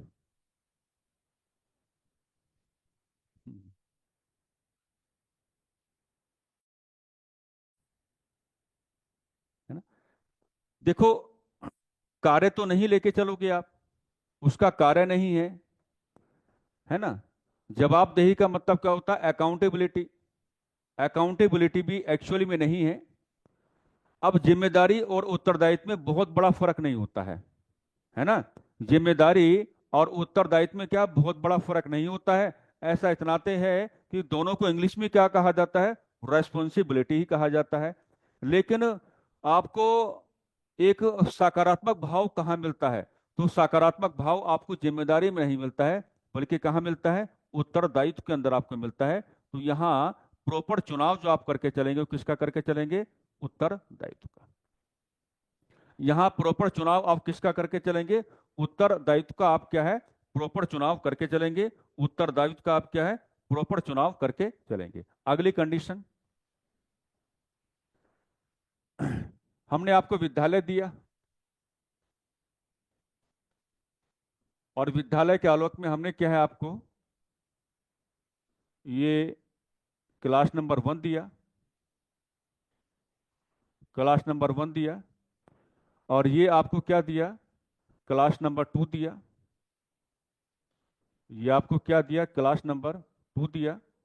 एक और बना लेते हैं, ये आपको क्या दिया? क्लास नंबर 3 आपको दिया। ये आपको क्या दिया? क्लास नंबर 3 आपको दिया। क्लास नंबर 3 आपको दिया। अब विद्यालय को क्या दो? यहां पर विद्यालय को दो प्रधानाचार्य, यानी कि प्रिंसिपल। अब अध्यापक की बात आपने कर ली। अब विद्यालय को क्या दो? प्रधानाचार्य आप दो। विद्यालय को आप क्या दो? प्रधानाचार्य आप दो। क्या दो? प्रधानाचार्य आप दो। तो यहां पर दोनों कंडीशन बनाएंगे हम, कि विद्यालय स्तर पर जो प्रधानाचार्य हैं, अगर वो विद्यार्थियों को अगर वो विद्यार्थियों को अगर वो विद्यार्थियों को अनुशासित करते हैं, अगर वो विद्यार्थियों को अनुशासित करते हैं, अगर वो विद्यार्थियों को क्या है? अनुशासित करते हैं, विद्यार्थियों को अनुशासित करते हैं, तो फिर क्या करेंगे? फिर वही कहेंगे कि अपने उत्तरदायित्व का निर्वहन करते हैं। यहां भी वही भाव जुड़ेगा, अपने उत्तरदायित्व अपने उत्तरदायित्व का निर्वहन करते हैं, अपने उत्तरदायित्व का निर्वहन करते हैं, अपने उत्तरदायित्व का निर्वहन करते हैं। ये तो आसान था। अपने उत्तरदायित्व का निर्वहन करते हैं, ये तो आसान था। ये तो क्या था? आपका आसान था। लेकिन अब दूसरी बात क्या है? दूसरी बात ये है, यदि विद्यालय में यदि विद्यालय में यदि विद्यालय में विद्यार्थियों यदि विद्यालय में विद्यार्थियों का व्यवहार विद्यार्थियों का व्यवहार विद्यार्थियों का व्यवहार अनुशासन अनुशासनहीनता अनुशासनहीनता पर आधारित हो जाए, अनुशासनहीनता पर आधारित हो जाए, अनुशासनहीनता पर आधारित हो जाए, अनुशासनहीनता पर क्या है? आधारित हो जाए, तो फिर आपको क्या कहना पड़ेगा? फिर आपको यह कहना पड़ेगा कि यह प्रधानाचार्य की जवाबदेही है। यहां क्या है? अकाउंटेबिलिटी है। यह प्रधानाचार्य की जवाबदेही है, जवाब देना पड़ेगा। यह प्रधानाचार्य की अकाउंटेबिलिटी है, यह प्रधानाचार्य की क्या है? जवाबदेही है। यह प्रधानाचार्य की अकाउंटेबिलिटी है, यह प्रधानाचार्य की क्या है? जवाबदेही है। यह प्रधानाचार्य की अकाउंटेबिलिटी है, यह प्रधानाचार्य की क्या है? जवाबदेही है। तो अगर वो विद्यालय स्तर पर जो आपके प्रधानाचार्य महोदय हैं, अगर वो विद्यार्थियों को अनुशासित करते हैं तो वो यहाँ पर भी क्या है, अपने उत्तरदायित्व का ही निर्वहन करते हैं। लेकिन यदि विद्यालय में विद्यार्थियों का व्यवहार लगातार अनुशासनहीनता पर आधारित हो जाए, वो अनुशासनहीनता दिखा रहे हैं, तब प्रधानाचार्य की विद्यालय स्तर पर क्या होगी, अकाउंटेबिलिटी होगी। और इसी बात को आप कक्षा के स्तर पर जोड़ेंगे तो अध्यापक की क्या बन जाएगी, अकाउंटेबिलिटी बन जाएगी। इसी बात को आप कक्षा के स्तर पर जोड़ेंगे तो वहां अध्यापक की अकाउंटेबिलिटी बन जाएगी। और इसी बात को अगर आप क्या है विद्यालय के स्तर पर जोड़ने का काम करेंगे तो ये जो आपके प्रधानाचार्य हैं, इनकी क्या बन जाएगी, अकाउंटेबिलिटी बन जाएगी। इनकी क्या बन जाएगी, अकाउंटेबिलिटी बन जाएगी। आगे बढ़े, चलो। मैंने आपको स्कूल दिया, एनी स्कूल, एनी स्कूल। मैंने आपको क्या दिया अभी, एनी स्कूल। तो स्कूल के पास क्या होता है अपना, है ना, एक होता है उसको हम कहते हैं ground of management, ground of management, ground of management committee, ground of management committee. तो असल में इसको हम हिंदी में क्या कहते हैं, प्रबंधन समिति कहते हैं। इसको हम हिंदी में क्या कहते हैं, प्रबंधन समिति कहते हैं, मैनेजमेंट कमेटी। यानी कि हिंदी में क्या कहते हैं भी, इसको प्रबंधन समिति कहते हैं। हिंदी में इसको क्या, प्रबंधन समिति कहते हैं।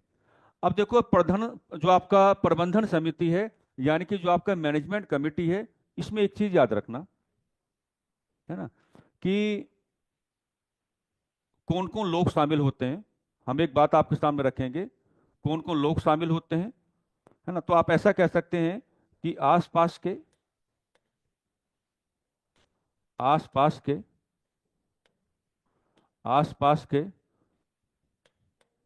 प्रतिष्ठित, आसपास के प्रतिष्ठित लोग, है ना, आसपास के क्या, आपके प्रतिष्ठित लोग, यानी कि जो बहुत ज्यादा फेमस हैं, वेल स्टेब्लिश्ड हैं। एक फैक्टर और काम करता है ना, जिस परिवार ने,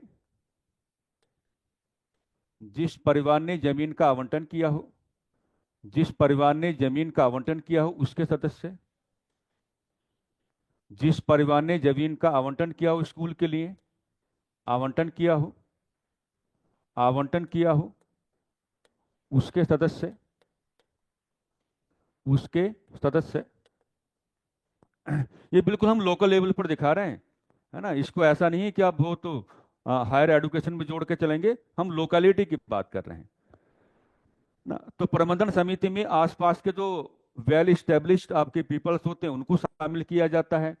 या जिस परिवार ने जमीन का आवंटन किया है, तो अक्सर देखा जाता है कि उस परिवार के एक या दो व्यक्ति क्या हैं, आपको मैनेजमेंट कमेटी में मिल जाते हैं। वहां आपको असल में जाना नहीं है।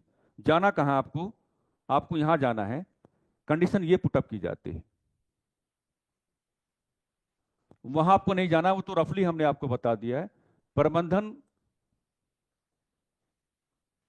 समिति में,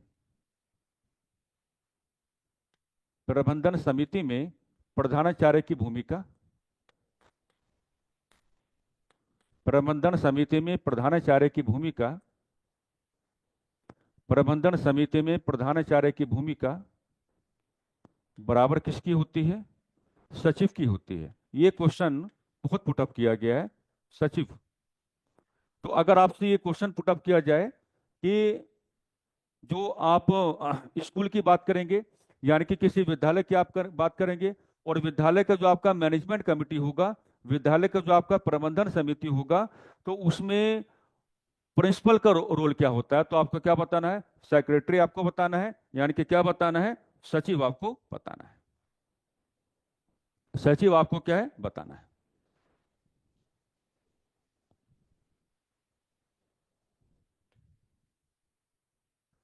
हमने आपको अगेन एक क्लास दिया, एनी क्लास। और एनी क्लास में हमने आपको कंडीशन क्या बनाया कि कक्षा में अनुशासनहीनता को, ये भी पूछा जा चुका है, कक्षा में अनुशासनहीनता को, कक्षा में अनुशासनहीनता को बढ़ावा देने वाला, अनुशासनहीनता को बढ़ावा देने वाला, बढ़ावा देने वाला शक्तिशाली, बढ़ावा देने वाला शक्तिशाली प्रभावशाली कारक, शक्तिशाली दोनों जोड़ दो या शक्तिशाली कारक जोड़ दो, शक्तिशाली कारक, शक्तिशाली कारक। तो ऐसे सवाल कई बार बना है कि किसी भी क्लास में अगर लगातार आप देख रहे हैं कि विद्यार्थियों का व्यवहार क्या है, अनुशासनहीनता दिखाने का कार्य कर रहा है, अनुशासनहीनता दिखाने का कार्य कर रहा है, तो इसमें चर्चाएं तो बहुत ज्यादा आप कर सकते हैं, आप बहुत ज्यादा चर्चाएं कर सकते हैं।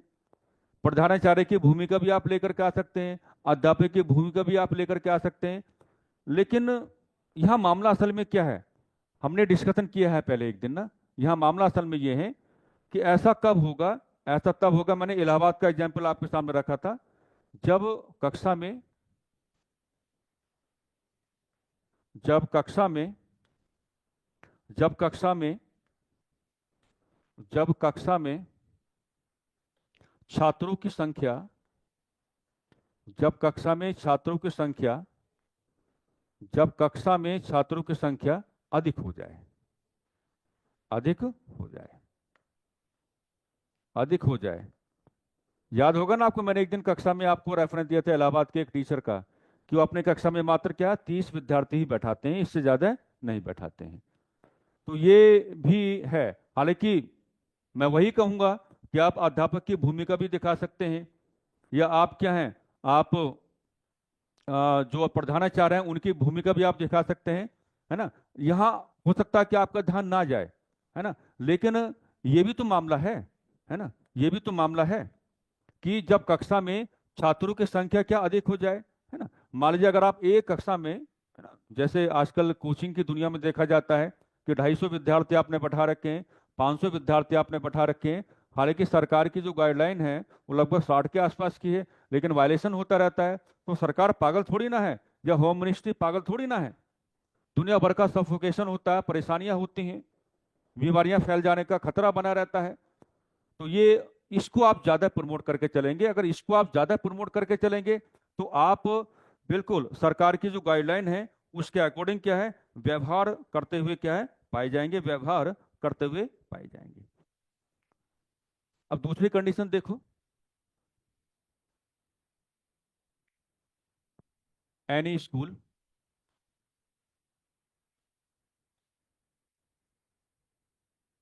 और एनी स्कूल के अंतर्गत बनाओ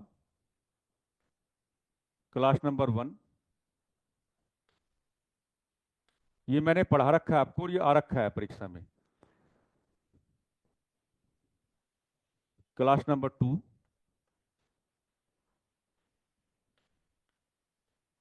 और क्लास नंबर 3। लोग कहते हैं कि विषम संख्या लेकर के नहीं चलनी चाहिए, मुझे विषम संख्याओं से बहुत प्यार है, क्योंकि ये इनका नेचर कैसा होता है, टिपिकल होता है, इनको अपना करके चलना चाहिए। 1 2 3, 1 2 3, है ना, 1 2 3। तो किसी भी स्कूल के अंतर्गत आपने क्या लिया, आपने 3 प्रकार की क्लासेस ली, और आपने ये कहा भाई, है ना, कि क्लासेस में क्या होना है, कक्षाओं में, कक्षाओं में आपने क्या जोड़ा, कक्षाओं में अध्यापन का धरातल जोड़ा, क्योंकि मैंने चीजें पढ़ा रखी हैं। कक्षाओं में अध्यापन का धरातल जोड़ा, या कक्षा में आपने क्या जोड़ा, अध्ययन का धरातल आपने जोड़ा, कक्षा में अध्ययन का धरातल आपने जोड़ा, कक्षा में क्या अध्ययन का धरातल आपने जोड़ा, कक्षा में क्या अध्ययन का धरातल आपने जोड़ा, कक्षा में क्या अध्ययन का धरातल आपने जोड़ा, है ना। अब यहां ऊपर जोड़ो, यहां जोड़ो शैक्षिक नियोजन, शैक्षिक नियोजन एवं प्रशासन, यहां ऊपर जोड़ो शैक्षिक नियोजन एवं प्रशासन, शैक्षिक नियोजन एवं प्रशासन। तो क्या हम ये नहीं कह सकते कि शैक्षिक नियोजन एवं प्रशासन क्या है, अध्यापन, क्योंकि आपने पढ़ा है पहले, अध्यापन तथा अध्ययन, अध्यापन तथा अध्ययन, अध्यापन तथा अध्ययन दोनों को व्यवस्थित करना चाहता है, दोनों को व्यवस्थित करना चाहता है, दोनों को व्यवस्थित करना चाहता है, दोनों को व्यवस्थित करना चाहता है, दोनों को व्यवस्थित करना चाहता है। तो अगर कोई बड़ा सवाल ऐसे आ जाए आपकी परीक्षा में, क्योंकि आया हुआ है, कोई बड़ा सवाल ऐसा आ जाए, ये कंडीशन है पूरी, है ना, कि किसी भी स्कूल में आपने अलग अलग प्रकार की क्लासेस आपने ली, मैं पहले पढ़ा चुका हूं, और अलग अलग प्रकार की क्लासेस को स्कूल के आलोक में आपने लिया। आपने कहा कि क्या हो रहा है कि कक्षा में अध्यापन का कार्य हो रहा है, कक्षा में अध्ययन का कार्य हो रहा है ना। और शैक्षिक नियोजन क्या करवाना चाहता है?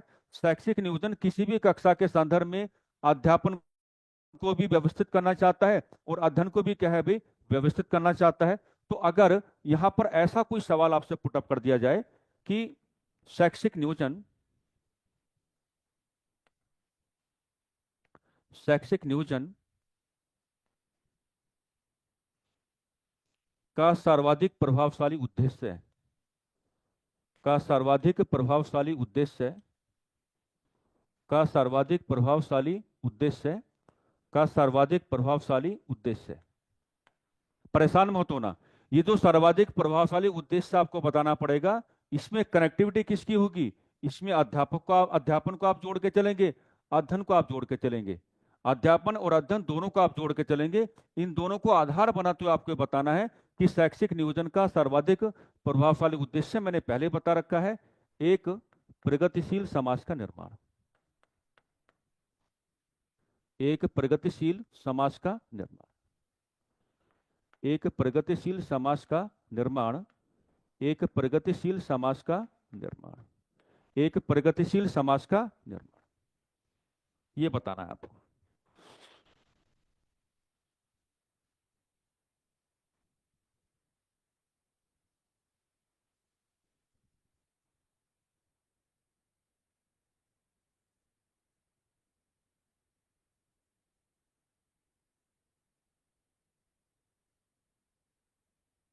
हो गया? सारी कंडीशंस एग्जामिनेशन ओरिएंटेड हैं, और फिलहाल जो अभी डिस्कशन हो रहा है, ये क्वेश्चंस लगातार रिपीट हुए हैं।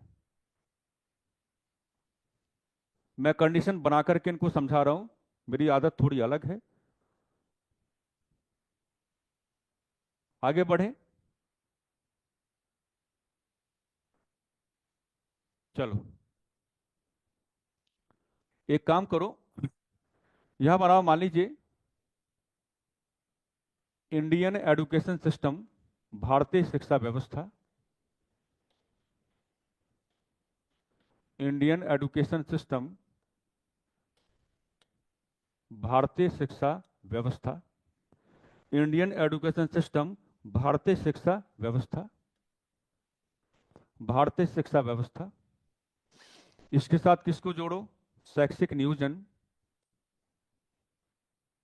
शैक्षिक नियोजन, शैक्षिक नियोजन एवं प्रशासन। किसको जोड़ो? शैक्षिक नियोजन एवं प्रशासन, शैक्षिक नियोजन एवं प्रशासन।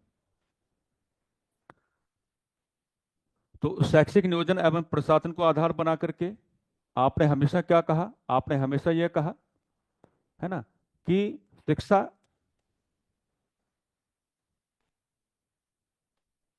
की खामियां, शिक्षा की खामियां पहचानना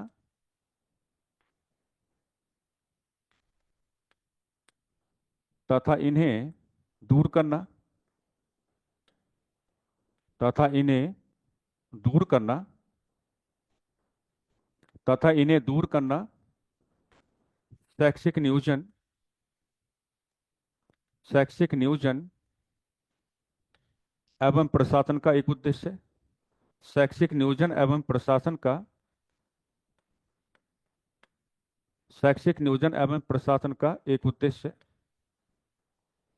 एक उद्देश्य, शैक्षिक नियोजन एवं प्रशासन का एक उद्देश्य, शैक्षिक नियोजन एवं प्रशासन का एक उद्देश्य, शैक्षिक नियोजन एवं प्रशासन का एक उद्देश्य है। शैक्षिक नियोजन एवं प्रशासन का एक उद्देश्य है, वो तो आप शुरुआत से ही लेके चले हैं, है ना। तो मामला यहां से जोड़ते हैं, कहां से? इन्हें दूर करना, इन्हें दूर करना, इन्हें दूर करना, ऐसे बनाओ, इन्हें दूर करना। चीज कौन सी वाली हाईलाइट होगी? दूर करना। इन्हें क्या करना? दूर करना। तो इन्हें दूर करने के संदर्भ में एक आपसे पूछी जाती है, जिसको हम क्या कहते हैं? डेल्फी, डेल्फी तकनीक, डेल्फी तकनीक। और डेल्फी तकनीक का भाव क्या हो जाता है? डेल्फी तकनीक का भाव यह हो जाता है कि विशेषज्ञों विशेषज्ञों की राय लेना, राय लेना।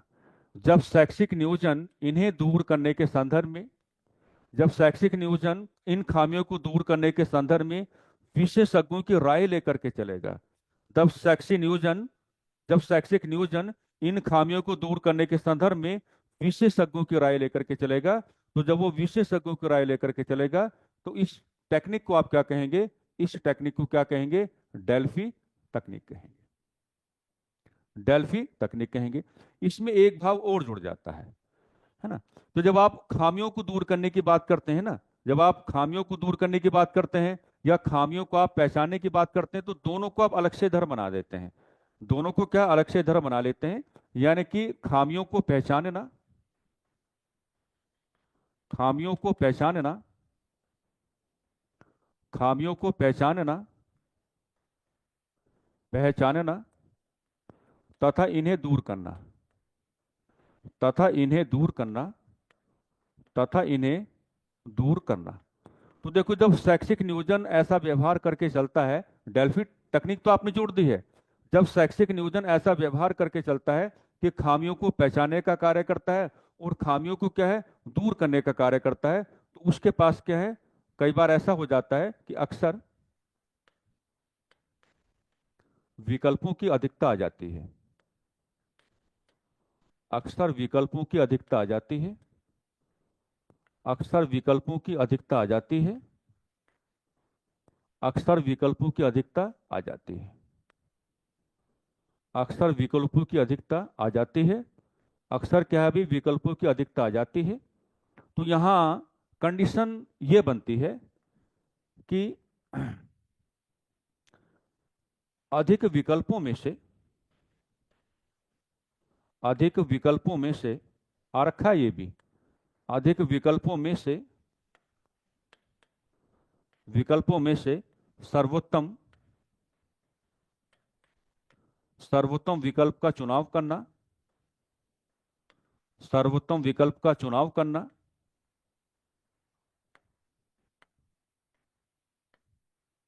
शैक्षिक नियोजन का, शैक्षिक नियोजन का एक प्रमुख कार्य है, शैक्षिक नियोजन का एक प्रमुख कार्य, शैक्षिक नियोजन का एक प्रमुख कार्य, शैक्षिक नियोजन का एक प्रमुख कार्य, शैक्षिक नियोजन का एक प्रमुख कार्य। ये ग्राउंड भी क्या है? ऑलरेडी पुटअप किया जा चुका है, मैंने पूरी कंडीशन बनाया।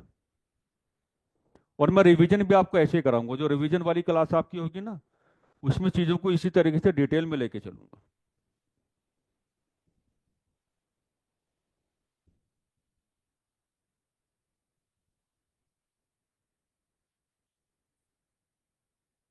तो डेल्फी तकनीक का मतलब क्या हो जाता है? जब आप खामियों को दूर करने के लिए विशेषज्ञों की राय लेने की बात करते हैं, that is called Delphi technique. और खामियों को पहचानना तथा उन्हें दूर करना, अक्सर मैनी ओकेशंस ऐसे आ जाते हैं कि आपके पास जो ऑप्शंस हैं वो बहुत ज़्यादा आ जाते हैं, लेकिन जब ऑप्शंस की अधिकता बढ़ जाए और उनमें से सर्वोत्तम विकल्प आप चुनने का कार्य करेंगे, तो ये जो आपका सर्वोत्तम विकल्प को चुनने का कार्य है, यहाँ शैक्षिक नियोजन एवं प्रशासन का क्या है? एक महत्वपूर्ण कार्य माना जाएगा, महत्वपूर्ण व्यवहार माना जाएगा।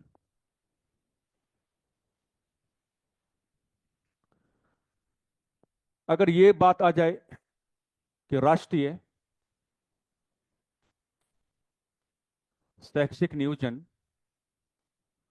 राष्ट्रीय शैक्षिक नियोजन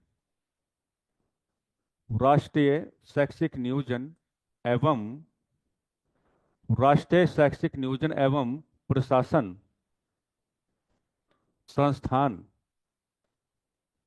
राष्ट्रीय शैक्षिक नियोजन एवं प्रशासन संस्थान तो कहाँ लेके चलेंगे? नई दिल्ली। इसमें तुक्का भी मारोगे तो भी सही हो जाएगा, नई दिल्ली। हालांकि इसकी कहानी है, लेकिन फिलहाल ऐसे लेके चलते हैं, नई दिल्ली। और स्थापना 1962 एडी, 1962 एडी, है ना। चलो एक रेफरेंस यहां पे जोड़ दूं, यूनेस्को यूनेस्को के अनुसार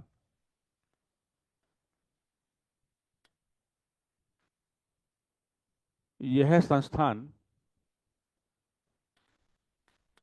यह संस्थान भारतीय संदर्भ में ही नहीं, यह संस्थान भारतीय संदर्भ में ही नहीं, यह संस्थान भारतीय संदर्भ में ही नहीं, बल्कि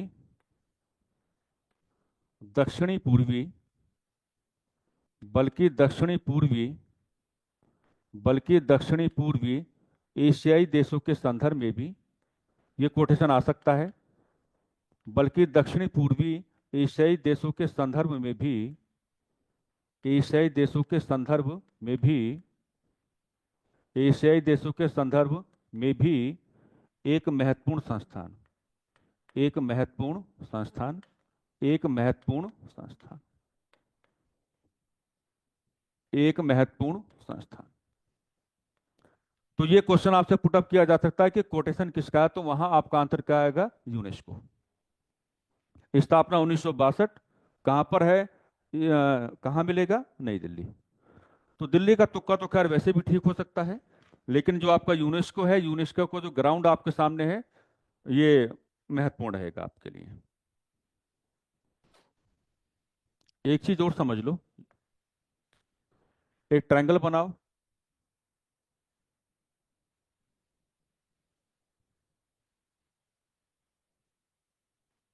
इस तरीके से क्या है, भी एक ट्रायंगल बना लो, 3 पार्ट में डिवाइड कर दो। सबसे ऊपर मान लीजिए आपने क्या लिया? नेशन, राष्ट्र। उसके बाद आपने क्या लिया? स्टेट यानी कि राज्य। और राज्यों के अंतर्गत आपने क्या लिया? डिस्ट्रिक्ट यानी कि जिला। ऐसे बनाओ, डिस्ट्रिक्ट यानी कि जिला। ट्रायंगल में सबसे ऊपर आपने किसको रिप्रेजेंट किया? नेशन यानी कि राष्ट्र। आप ओवरऑल बात किए। उसके अंदर आपने क्या लिया? स्टेट, राज्य की व्यवस्था आपने ली। और राज्य के अंतर्गत आपने क्या लिया? जिला स्तर आपने लिया। तो देखो, ये भी पुटअप किया जाता है कई बार, जब आप इन तीनों व्यवस्थाओं को मर्ज करके चलोगे, है ना, यानी कि नेशन, स्टेट एंड डिस्ट्रिक्ट, तो यहां पर, है ना, प्रत्येक स्तर पर आपको क्या मिलता है? प्रत्येक स्तर पर शैक्षिक नियोजन की व्यवस्था पाई जाती है। शैक्षिक नियोजन की व्यवस्था पाई जाती है, बिल्कुल पाई जाती है। शैक्षिक नियोजन की व्यवस्था पाई जाती है। शैक्षिक नियोजन की व्यवस्था पाई जाती है। शैक्षिक नियोजन की व्यवस्था पाई जाती है। शैक्षिक नियोजन की व्यवस्था क्या है भाई? पाई जाती है। प्रत्येक स्तर पर क्या है? शैक्षिक नियोजन की व्यवस्था पाई जाती है। प्रत्येक स्तर पर क्या है? शैक्षिक नियोजन की व्यवस्था पाई जाती है ना। इसे पता क्या कहा जाता है? इसे इसे संस्थागत इसे संस्थागत इसे संस्थागत, याद रखना, शैक्षिक नियोजन कहा जाता है। इसे संस्थागत शैक्षिक नियोजन कहा जाता है। इसे संस्थागत शैक्षिक नियोजन कहा जाता है।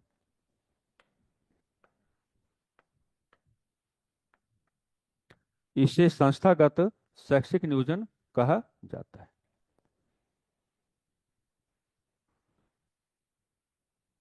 तो घर में बैठ के अच्छे से जरा रिवाइज करना।